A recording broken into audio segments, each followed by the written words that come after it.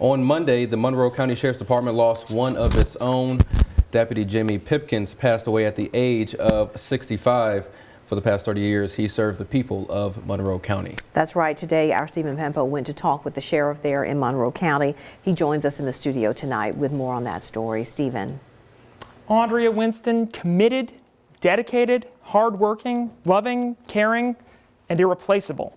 Those are all some of the words that Monroe County Sheriff Kevin Crook used to describe Deputy Jimmy Pipkins.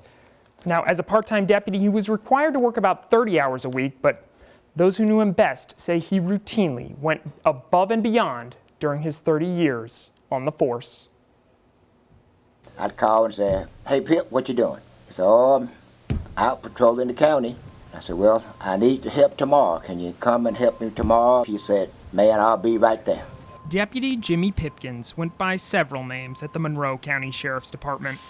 Pip was his nickname. Most of the people around here just knew him as 41. He was Monroe 41, and he'd been that number for a long time. 30 years, to be exact. He was willing to do anything. If we need him to work court, he was going to work court. If we need him to serve papers, he'd serve papers. If patrol needed him to answer calls, he'd answer calls. Monroe County Sheriff Kevin Crook says it seemed like Deputy Pipkins was always there, which is why he says it was such a shock when he heard that he had passed away after coming down with pneumonia. Just texted with him just a couple of days ago, checking on him, and was hoping that he was on the road to recovery.